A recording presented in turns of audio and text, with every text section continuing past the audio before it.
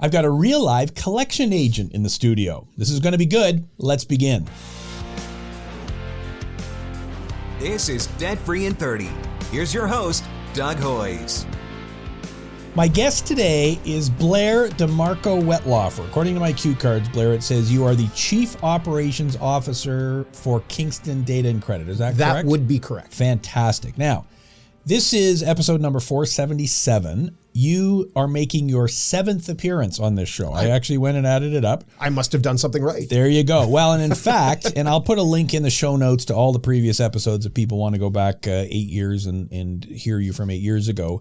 Back on episode number 264, which aired September 21st, 2019, the title was How to Negotiate with a Collection Agent, and that episode has had over 59,000 views on YouTube. So that's phenomenal. And obviously a lot on the audio platforms as well. So people want to hear what you have to say. So okay. I got 2 basic questions for you today. My first question is, I want to walk through a scenario of how you get involved. Sure. Okay. So let's do the most simple scenario I can think of. The person, the debtor, let's call it me. I've got a credit card with, I don't know, a bank or whomever, and I have not been able to pay it. Right. I'm now behind. So I assume the first time I miss a payment, the credit card company is going to, send me, put a little note on the bottom of my statement. Hey, you didn't pay. And maybe after a month I get a phone call. At some point though, I'm just not paying. Right. How long would it take for the credit card company to say, you know what, we've tried, we're going to send it to a third-party collection agency? Depends on the bank and whatnot, but you're probably looking at about the 90-day mark. If you miss one payment, you're right. You get a little note at the bottom, past due. If you miss 2, hey, what's going on? You miss 3, suddenly your credit card is shut off. You can't go buy anything anymore, even if you had room on the credit card. And somewhere between day 90 and 120, they're probably shipping it off to a collection agency. And why would the bank, who has all these employees who can make phone calls, why are they sending it to you? Why don't they just collect it themselves? It's economy of scale. Banks have all these employees, but they're not set up like a collection agency. They're set up like a bank. Their people are busy bringing on new credit card customers or dealing with the customers that are 30, 60, 90 days behind, or working out, pay the interest and we'll pay, the minimum is $200, but the interest is 40, pay the 40 and we'll just keep your credit card on freeze till you get caught up. There is a huge amount of manpower involved in collections, and banks are doing collections plus credit reporting, plus mortgage adjudication, plus. They don't have the dedicated manpower to do this, and their people aren't trained to deal with all these horrible situations. People don't want to be in debt, and their people are wearing 5 different hats. Okay, these people call these files in the morning, and then they're going to go do something else in the afternoon, and they'll do something else next day. But the bank could just set up a complete, their own in-house collection agency with people who do nothing but, you're behind on your payment, we call you. And the banks have tried that. Often creditors go, well, we can do this ourselves, and they'll often put a collection agency in competition with a control group inside the bank. And 9 times out of 10, the collection agency is more effective. So they do cost analysis going, well, it's more effective to just do it. And I guess the other reason is, if I'm a bank, making a collection call is not a happy thing. It doesn't have to be a horrible thing. But the thing is, if you borrow money from your friend Ted, and Ted says, hey, about that $50 I loaned you. Well, Ted's your friend. There isn't this sense of authority over you. But if Ted sends you to the collection agency, Ted sent you to the collection agency, this collection agency is calling, suddenly there's a sense of urgency just because it's a third party getting involved. So often that happens with the bank too. The bank has my mortgage. The bank, I'm in collections. Okay, now I got to take care of it. Yeah, and so I guess maybe I'm mad at the collection agency. I'm not so mad at the bank. So there's a marketing spin to it. Well, there's good cop, bad cop. Often we'll call somebody and they'll be like, oh my God, and they'll run to the creditor and pay the creditor directly, and the creditor will go, they paid. Yeah. And of course we'll stop calling because problem solved. Yep. So the bank at some point, and it doesn't have to be a bank. Obviously, it could be a cell phone company. It could be the local gym. It could be the dentist, whatever. Sure. After 90 days, 120 days, whatever their rule is, they send it to you. how do you get it? Are you getting a big book? Are you getting a floppy disk? Like, how does this work? Oh, well, we got floppy disks back in the 80s. Yes. Typically, it'll arrive via SFTP transfer. We'll have a secure transfer. They'll send us a data file, and it'll just be an Excel sheet of, Bob Smith, this address, this date of birth, this, date the credit card was opened, this email address. And often we can get a copy, like, I didn't sign anything. Okay, we'll reach out to the bank and say, can I have a copy of the signed agreement? And they'll scan it over and send it to us. But we don't get that on the initial drop. We get a data sheet that we import into our system. So I don't want you to reveal all the, confidential information here, but a typical client that you deal with is going to send you this fancy spreadsheet in secure form. How many names are on that? Oh, well, last week we probably had about 30 different clients assign us files. One sent us a spreadsheet with 5. One sent us a spreadsheet with 12,000. One sent us a spreadsheet with 300. Like, it's all over the map. So let's take the 12,000 one. So Sure. you got the spreadsheet with 12,000. It's physically impossible for you to make 12,000 calls today. Right. So what do you do with that spreadsheet? Do you sort it by most likely to collect? Do you run it through some fancy algorithm to see if the guy's already bankrupt? Like, what do you do with it? Yeah, exactly. So we'll take the 12,000 file, we'll bring it into our database because we have all the fancy tools to be able to sift through all this. And we'll match up the right fields to the right columns in the spreadsheet. And then we have a number of automated processes that kick in. The first thing we have to do is we have to send a letter. And in Ontario, you have to send a letter by mail or by email if you have an email address or a mailing address. And then you have to wait 6 days before you call the person. So let's just stop there. Sure. You have to send either a letter or email before you can make a phone call. If you've got the data. Now, Ontario changed it because often we'll get a spreadsheet, mail returned. Well, there's no point in sending a letter to a mail returned address. We can call, but we need to offer a letter in that initial call going, hey, you're in collections, but you deserve a letter. What's your email address? I'll send it off to you. So if I get a call from a collection person, I can say, look, I don't know if I owe this debt. I don't know who you are. Send me a letter. 100%. Okay. And often we'll get bad data because the customer could have moved. And that could be why they're in collections. They didn't know they owed the debt. And the bank or the fitness club or the phone company has been sending letters to the previous address. So the person can say, well, I didn't get a letter. You deserve a letter. Absolutely. Gotcha. Okay. So you run your fancy algorithms and you say, okay, this person is dead. This person is... Right. So we send the letter because we might as well send the letter right away and get that 6-day clock ticking. In the meantime, we take all the data and we upload it once a week to the credit bureaus, well, to one credit bureau. And they have what's called a monitor program. So what happens is we send them all our data on all our live files, and every day they send us, well, Bob just moved yesterday. Here's his new address. Hey, Bob just went bankrupt. Here's his trustee. And we get that data on a daily basis and bring it into our system. And when we get a new batch of files, we just add that into the rotation. And it will tell us a number of things. Does Bob have a mortgage? Does Bob have a different phone number? Is Bob deceased? And obviously, if Bob is bankrupt or deceased and the debt was incurred before the bankruptcy, obviously we don't want to call that. If Bob is deceased, we want to send a gentle letter to the estate. We don't want to call.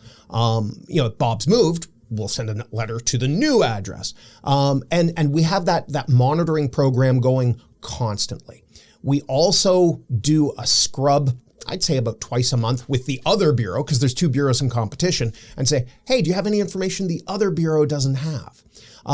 And we do sort our files. We do have a scoring mechanism because obviously somebody who has a debt that's 2 months old and has a mortgage and has a phone number, they're more likely to pay because it would affect them if we affected their credit. If the debt's 15 years old, we can't affect their credit. If they're 90, they're probably not going and applying for a new bank account or credit card or what have you. So we do have a scoring system of, if we have to call 12,000 files, which ones should we call first?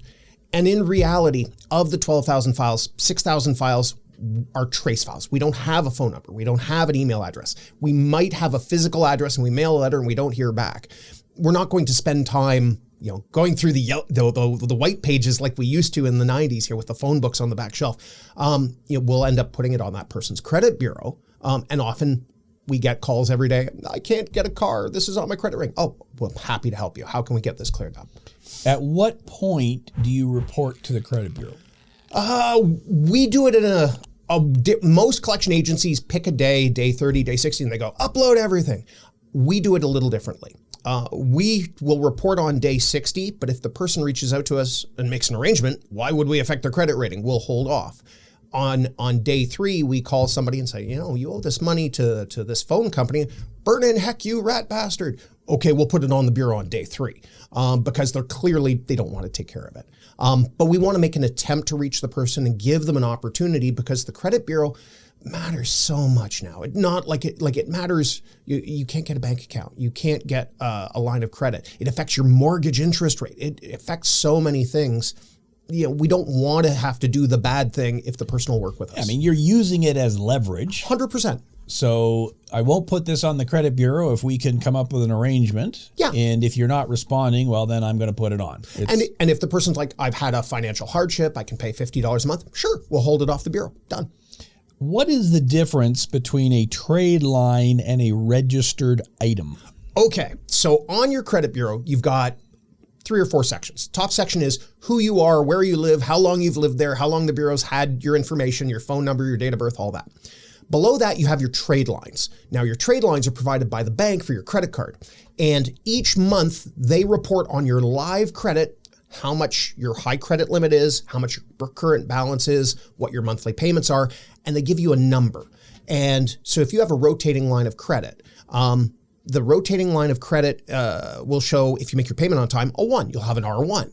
And each month that you make your payment, 1, 1, 1, 1, 1. And after 12 months, you have an average of 1.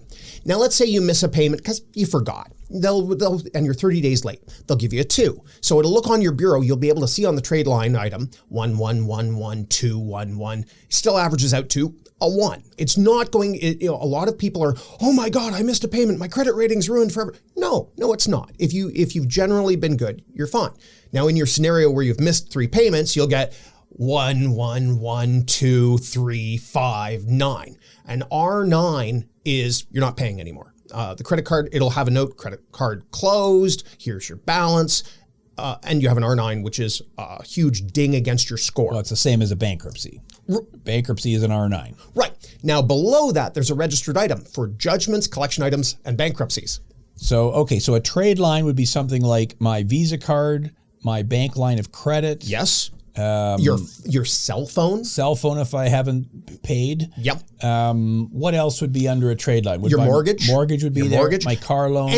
So they have R for rotating line of credit, I for interest-bearing credit, so like a loan, O for other, M for mortgage. And 20 years ago, cell phone companies didn't report. Now they report. So always pay your rent, always pay your cell phone. Yeah, cell phone is one that gets people into trouble because it's only $100 a month. And it's easy to be out of mind, right? Yeah. But if you can't handle $100 a month cell phone bill, you probably can't handle anything else. That really whacks your credit. Right. There's some sort of mystical score where the credit bureaus give you a score and they weight all these things and spit out a number. And that one hurts. So, so a trade line is all those things we just talked about. Anything that's live. Yes. Anything live, there's a monthly payment on it. It's coming from a bank in a lot of cases or credit card company. Right. A registered item. So that's typically a one-time item. So a collection agency, I have my company, I call somebody, they say, I'm not paying this. I put their bank credit card as a registered item. So what it'll say is Kingston Data and Credit / ABC Bank, $3,659. Originally listed, original delinquency date, and current balance $3,782 because it's gaining interest. And there can be a small note next to it, bankrupt, closed, disputed, that sort of thing. And those registered items really affect people's scores. The minute we hit someone's score, it drops significantly. And typically, because the Bureau is a historical thing that everyone's reporting to monthly, somebody says, well, can I pay this and can this come off? No, you can pay it. We'll mark it as balance 0. It'll improve your score, but it'll be there for 6 years. Yeah, credit bureaus, in general, the rules are they have to purge stuff after 6 years. If it's a bad thing. They can keep good things on there forever. So if you had a debt from 10 years ago, well, it's not on your credit report anymore. It sure shouldn't be. Unless there's a judgment or some weird exception. Right. So a registered item could be a collection agency activity. It could be an insolvency, a bankruptcy, a consumer. Could be a judgment. Or it could be a judgment. Yeah. Gotcha. Okay. And those are obviously hammering your credit. And then the last section of the bureau is anyone who's looked at your bureau in the last 7 years. Inquiries. Yeah. Right. And if you're looking at your own credit report, you can see the soft inquiries and the hard inquiries. You should be able to, yes. Whereas a soft inquiry, like your bank every month checks your credit report just to see if anything's changed, that's not hurting your credit score. So that monitoring thing I was talking about, so collection agencies are a soft inquiry. They used to be a hard inquiry where it was recorded. They're not anymore because there was a lawsuit against Equifax in British Columbia 8 years ago, and they all decided, okay, from now on, collection agencies are soft inquiries. So when we do that monitoring thing, it's actually hitting everybody's bureau every day going, anything new, anything new, and they don't show. No, and that would be kind of punitive to be whacking people. That's why there was a lawsuit, because it was punitive, because if you have too many inquiries, hard inquiries in a short period of time, you look desperate, your score comes down. Yeah, if you're going for a car loan, you don't want to go to 5 different places over a period of a month and get turned down at all 5 because that's going to hurt your score. Ideally not, yes. Yeah, if you go to 5 different places in a day, okay, well, that's shopping around. That's and you're not filling out the loan documents at all 5 places. You should be, people should be careful about how often they apply for credit. Like, you go to Canadian Tire and on your way out, would you like to apply for a credit card? If you don't need to, don't. It could affect your credit score. And people should pull their own bureaus once a year at least from the bureaus, directly from the bureaus for free. You don't have to use a paid service. Yep. And you should see what's on there because you don't know. And you should pull from TransUnion and Equifax because you could look completely different with the 2 bureaus. Yeah, and by law, they have to give it to you once a year for free. Now, they'll try to sell it to you. They will. They wanted to sign you up for the $20 a month monitoring. Okay, well, the $20 a month, you can go get it anytime. Well, it's not changing on a daily basis. Now, there are third parties that will give you your bureau for free, like Credit Karma and Borrowwell. It's not necessarily what your actual bureau looks like, but it doesn't hurt you, and it's free. It's summary information, and it's not completely up to the minute, up to date in my experience. Right, but, and of course, know the risks, because Credit Karma and Borrowwell are going to try to sell you stuff. They've got access to all your information, so hey, they know you qualify exactly for this loan, your bureau looks great. But like I use Borrowwell, and I get alerts all the time. My credit score's gone up, my credit score's gone down. Yeah, and I don't agree with obsessing over your credit score. It's like, well, I'm on a diet, so I'm going to weigh myself 5 times a day. Okay, weigh yourself once a month. Yeah, that's just crazy. So agree. The easy strategy is you get TransUnion, 6 months later you get Equifax, 6 months later you get TransUnion. Because you wouldn't know the number of people that call us going, I had no idea I owed this money, and I went to the bank, and a lot of these debts are accumulating interest. So the sooner you know and can do something about it, or there's an error. The bureaus are fallible. We might get Bob Smith, who lives on King Street in Kitchener, and we have no date of birth because the cell phone company doesn't ask for that. And we upload it, and suddenly it's ended up on Bob Smith, who lives on King Street East in Waterloo. Enough of the information matches, and then Bob Smith calls us and goes, "You affected my credit rating." Well, we didn't mean to. Here's how you dispute it. Here's how you get it off. Yeah, and if we put something on the wrong person, obviously we'll take it off. Absolutely. And obviously if you're applying for credit, like you're getting a mortgage or a car loan, well, that would be a good time to get your credit report. Well, you should pull your bureau before. Yeah, a month or 2 before, and that way you can clean up. So you know what you're up against. Right, clean up any issues. Okay, so that's a good preamble. Now I want to talk to a much more interesting issue. Well, and this is kind of a technical one. So as you know, and as do many of the viewers of this fine podcast, under Ontario law, if you want to sue someone for a debt, you have to sue them within 2 years of a default. Of when the debt became owing or acknowledgement of the debt. Right. So if I stopped paying the debt 3 years ago and haven't had any contact with anyone since, that's obviously more than 2 years. Right. So if that debt lands on your list, you're not taking me to court because you can't. Right. It's too old. Right. Okay. And the legal term for that is statute-barred. Correct. Statute-barred. It is out of the statute of limitations. It's out of, yes. And in Ontario, and it's similar in most provinces and states, there is a Limitations Act that says exactly that. You got 2 years. And there are weird exceptions like, okay, you were in a coma for a year, so that year doesn't count. Or well, and if it's government debt, there's no limitation on your CRA, student loans, all that kind of stuff. Or if you have a special guarantee, if you borrow money from a credit union, you end up with a wage assignment, which is good for more than 2 years. Yeah, which is kind of sort of like a judgment almost. And obviously, if co-signed debt, I mean, a whole bunch of there are weird exceptions, issues. but 99 times out of 100, the 2-year mark. Right.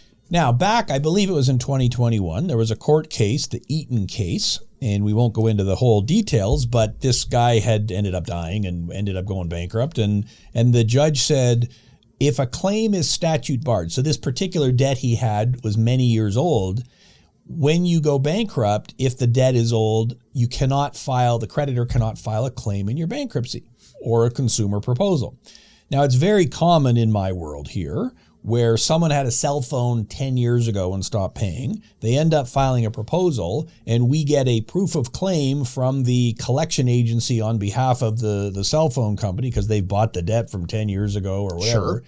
And what we are supposed to be now doing is saying, no, sorry, it's an old debt, it's statute barred, therefore I am not accepting that claim in the proposal. Right. And in this particular case, in my example, the debt's 10 years old. It's not showing up on your credit bureau anyways. Right. And I believe that if you get a debt that is 10 years old, you're not allowed to put it on the credit bureau either? 100% cannot. Cannot. Okay. So it's a debt that's so old, you still owe the money. But it's toothless. Toothless. We can call people saying, you owe this money. Do you want to pay it? There are no consequences. Right. And so that's what you would do. You'd phone them up and say, hey, you owe the money. And if they pay, great. But now some agencies won't be as transparent. Right. You owe money. You're in collections. You know that could affect your credit rating. People should know their rights. Right. And that's exactly why we do this show. Right. So if the debt is statute barred, if it's more than 2 years since the last activity date, since the date of default, then they can't sue you for it. Now, I guess they could sue you for it, but if they did, you'd show up in court and you'd say, hey, judge, look, it's more than 2 years old. Here's my proof. It gets thrown out and that's it. And as a general rule, the legit creditors like the big banks aren't suing people for old debts. I don't see it. Well, suing people is expensive and time consuming and takes a lot of manpower. Nobody wants to sue anybody. But obviously, if you have a successful podcast and insolvency company and you're not paying your debts, well, you have money. And if you owe $2,000, $3,000, $4,000, okay, now it's worth it. If you owe $50 for a cell phone, no one is ever going to sue you. No, because it's going to cost $400, $500, $600 to sue you. But it's easy to threaten it. But that's why you shouldn't. And so the legit collection agents aren't threatening that. No, now they are saying, okay, Doug, you owe $50 to a cell phone company. We're going to affect your credit rating, and that's going to impact you for 6 years. Right. And that could impact your mortgage, and it could cost you a lot more than $50. Absolutely. And those are the two dates to remember. 2 years, okay, we can't sue you, but things don't get purged from your credit report for 6 years. Right. So if you've got a debt that's 2 years old, it's still going to be on your credit report for 4 years. Right. Under that scenario, we can't sue you for it, but it's whacking your credit, so maybe you should just make an arrangement and pay it. Now, here's the problem. We're 23 minutes into the show and we're finally getting to the problem. Yes. So we've got this debtor who owes a debt from 3 years ago. Right. So you call him up and say, well, I'd like you to pay it. And he says, I'm not going to pay it. But he's got a whole bunch of other debts. So he comes in, does a proposal. Right. And so you file a claim with me saying, okay, well, he owes the money. And I go, yeah, I know he owes the money, but it's more than 2 years old. It's statute barred, so I'm not accepting your claim. And you go, well, I can't sue him for it, but since I'm not going to be able to share in the proceeds of the proposal, I'm just going to keep reporting it to the credit bureau because it's a legitimate debt. That's the problem. So before 2021, somebody owes a $50 cell phone bill, and they tell me, well, I've gone bankrupt with Hoyes, or I've filed a consumer proposal. Okay, what's the number? We call you guys up. Is it, do you have a proposal? Yes, here's a copy of the statement of claim. Okay, there are 8 creditors. We're on there. We're not on there. We'll get 10 cents on the dollar. Okay, we'll file our proof of claim. We'll mark the file as consumer proposal, and we'll stop reporting it to the bureau. And everybody kind of wins. The consumer wins because the collection agency stopped calling. You win because you have a customer. The creditors win because they get something instead of nothing. Now with this new rule, it's a huge mess. He says, I filed for a consumer proposal. I call you and you say, well, here's the statement of claim. I fill it in. You send it to you. You send it back saying, I'm not including you. Okay, then I'm not closing my file. I'm not stopping the calls. I'm not stopping reporting to the bureau. The consumer calls you going, Doug, I'm still getting calls from the collection agencies. And you're like, there's nothing I can do. It's a mess. Yeah. And that's the summary. That's the conclusion of the show right there. It's a mess. And because we want to be included and you want us to be included, right, so the calls stop. And the debtor wants to have it included. So, yeah. And so what trustees have done over the last, since 2021 is they said, you know what, I'm going to turn a blind eye to it and I'm just going to accept the claim anyways, because that way everybody's happy. Because the form doesn't ask. Right. Because the proof of claim form does not ask. Now, if it's a case where the original cell phone bill was $500 10 years ago and they've been adding interest and penalties and now it's $10,000. Yeah. It's like, okay, if I accept that claim for $10,000, that means all the other creditors are getting proportionally less. So someone's getting screwed one way or the other. Well, and 10 years old, it shouldn't be included anyway. Right. So now what I understand is going to happen starting in 2024, probably around April of 2024, because the federal government makes all their changes on April Fool's Day. Good plan. They think it's funny to do that. I think maybe it's because their fiscal year ends March 31st or something. I'm not sure. But so it is likely that on April 1st, 2024, there will be a new proof of claim form that all creditors submit in a proposal or bankruptcy. And on that claim form, it'll say, hey, is this an old debt? And the wording is still to be worked out. But what my understanding is, the creditor is going to have to attest that, in fact, it's not statute barred. So we don't care what the dates are. You just have to say it is statute barred or it isn't. Right. So if a creditor says, yes, it's statute barred, well, then I have no choice. I cannot accept the claim. And if they say it is statute, so whether they say it is or it isn't, well, that's what's going to determine whether I accept the claim. And how they word it matters. Because if you have a debt from 5 years ago and you made a payment last month, that restarts the limitations clock. Right. And the Limitations Act says 2 years for legal action, 6 years for credit reporting. Well, are they going to define statute barred as 2 years? Or they probably are going to make it the 2 years and make all our lives difficult. Well, and will we get into a bizarre scenario here where someone comes in to see me and they've got this old debt from 3 years ago, right, and you're calling them every day and bugging them and he wants it off his credit report and all the rest of it. And I say, well, sorry, I can't help you because it's not statute barred. And he says, yeah, but it's affecting my credit, all these things. Right. So am I going to say to him, you know what, here's what you do. You send the collection agency a letter saying, I acknowledge this debt. That would reset it. That resets it. The Limitations Act says if you make a payment, that's acknowledgement of a debt. If you send something in writing that says, I acknowledge this debt, it acknowledges the debt. Talking to a collection agency doesn't acknowledge the debt. Asking, well, can I get a letter? Or can I get proof of this? Or what's this all about? That does not acknowledge a debt. You actually have to say, I acknowledge the debt. Yes. And they could do that by letter, by email. Yes. And so in that scenario, okay. Now, am I going to advise clients to do that? That's dangerous. I don't think so. But we're just, hypothetically talking here. And it's not like anyone's watching or listening. Not 50,000 people. No. 59,000 people. So that would be a possible strategy. Now, that is, to me, a horrible strategy because if the debtor acknowledges the debt, well, now you can sue him.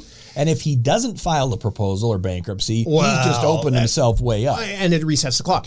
And of course... Well, and there's another legal interpretation of that once you hit the 2 year mark, it cannot be reset. Because at 2 years, it becomes statute barred. That's it. You cannot unstatute bar something.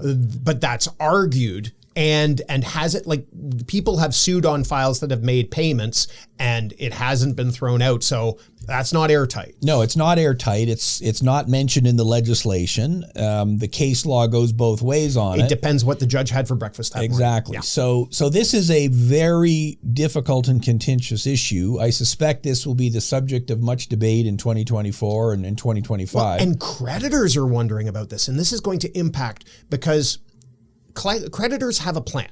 okay, we're a big bank. We have all this credit card debt. We're going to send it to collection agency 1 at day 120. Let them have it for 6 months. Then we'll take it back and give it to collection agency 2. See if they do something different and collect a little more. Then we'll take it back and give it to collection agency 3. And at this point, it's 2 years old. Okay, we'll take it all back and we'll sell it to a debt buyer. And then the debt buyer goes, well, I'll assign it to collection agency 1. I'll assign it to collection agency 2. And that's why sometimes when you owe money to a cell phone company, you say, I dispute this, da, da, da, da. And then 6 months later, another collection agency is calling because there's a rotation process.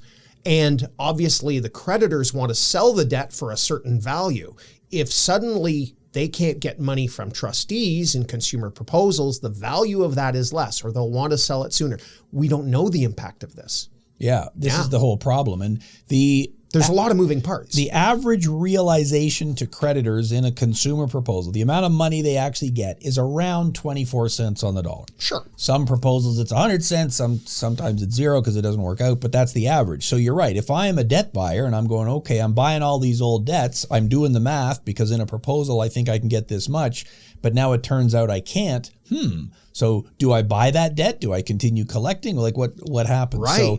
So I think this is an area where we're going to need some clarity, and we're not going to have it for a year or two probably. And the consumer's the one that's going to get squeezed in the middle because, like you said, can you advise them to reset the debt? Maybe not. Are they going to listen to me saying, look, I would love to be included in your consumer proposal. How can I ethically and properly advise the consumer, look, I have to keep calling you, but if you acknowledge the debt in writing and send it off to the trustee and it's included, I'll stop calling. Yeah, and is that even legal for you to give them that advice? Yeah, I'm not sure. So what may happen is, so you're collecting this cell phone bill from 8 years ago that was originally $1,000 and now it's $10,000 bucks.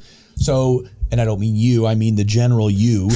You might say to the guy, look, I tell you what, let's make a deal. You give me $500, I'll wipe the whole thing out. That often happens. And that way it's not part of the proposal. I can report to the credit bureau that it's been paid. Now, of course, if it's an 8-year-old debt, I guess it's not on the credit bureau anyways. Well, and we run into this scenario now. So what ends up happening is Bob comes to you and says, I want to file a consumer proposal. We call Bob 2 months later and say, Bob, you owe your local dentist $600. He goes, well, I filed for consumer proposal, but I really like my local dentist and he helped me with my tooth pain and I feel really bad. I'm not going to include this in my consumer proposal. I'm just going to pay you the full balance. Now, it's not legal because in a consumer proposal, all debts are treated the same. And they declare to you, these are all my debts. Right. But I understand practically. I mean, the other example is I owe my brother money.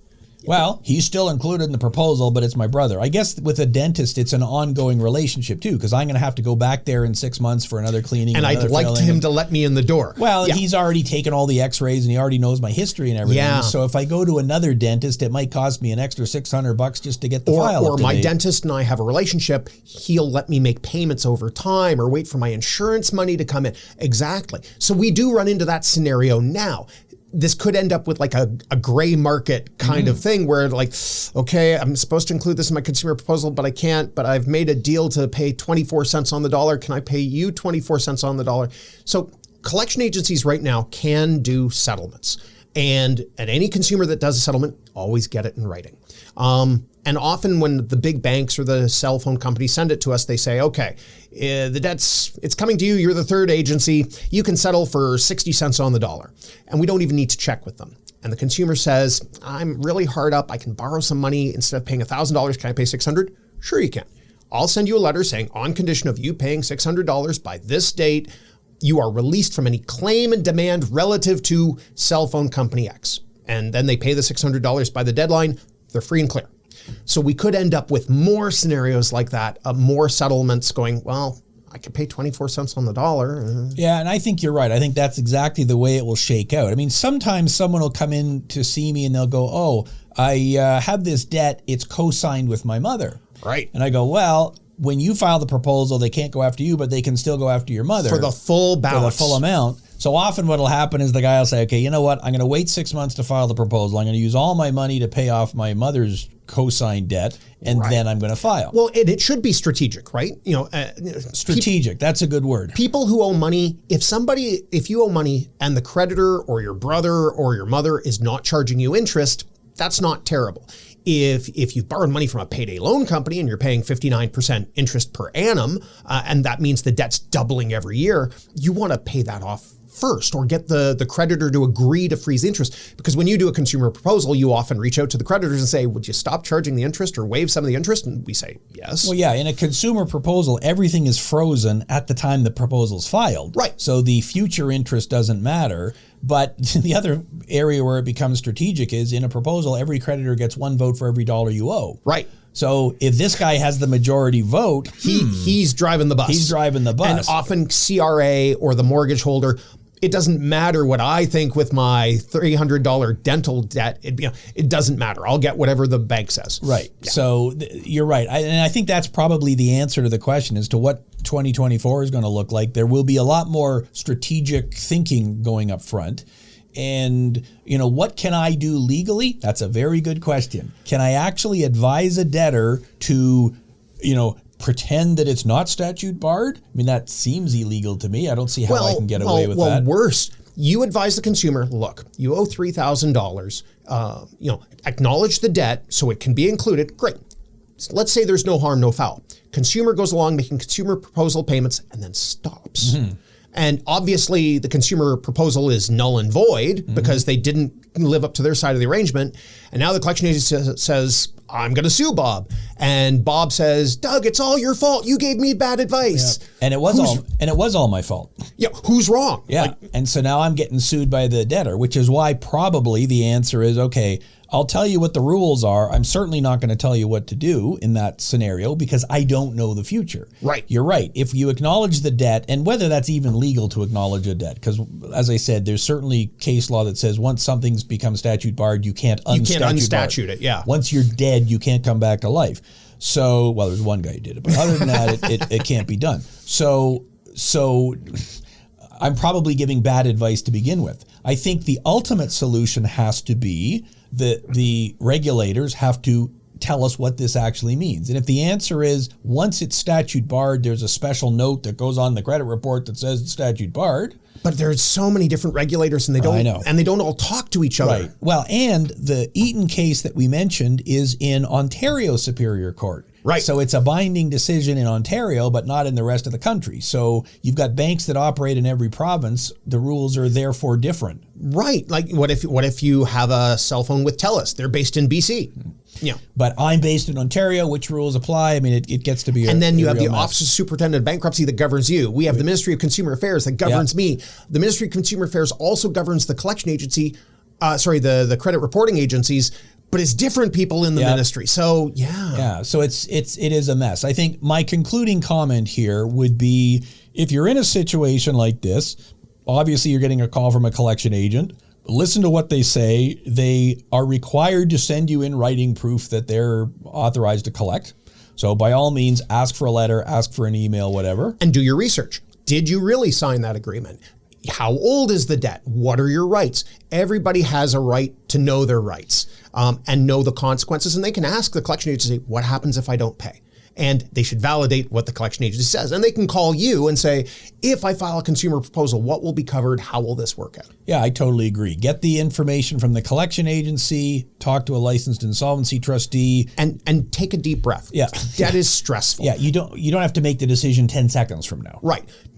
Debt is stressful and people under stress make bad decisions. Like they'll call me, I'll call them and I'll be nice and calm, or my staff will be nice and calm and say, look, you owe this $200. We're the fifth person to call them that day. I'm never going to pay this. And then, 2 years later, they can't get a car, or their mortgage rate's gone up because of us. And they've hurt themselves in the long run with an emotional decision. Make a rational business decision. Yeah, I totally agree. And I think that's exactly the way to end it. 2024 is going to be a very volatile year. We don't exactly know what the rules are, but get the facts from the collection agency, understand your rights, talk to a licensed insolvency trustee. We can go through it, because if you owe that collection agency, well, you probably owe two others, and there's probably other things, and we got to look at that. Get your own bureau, do your own research. That's a good one too. Yeah. And that way you know. So there you go. Blair Demarco-Wettlaufer with some very practical advice. We did not solve all the problems.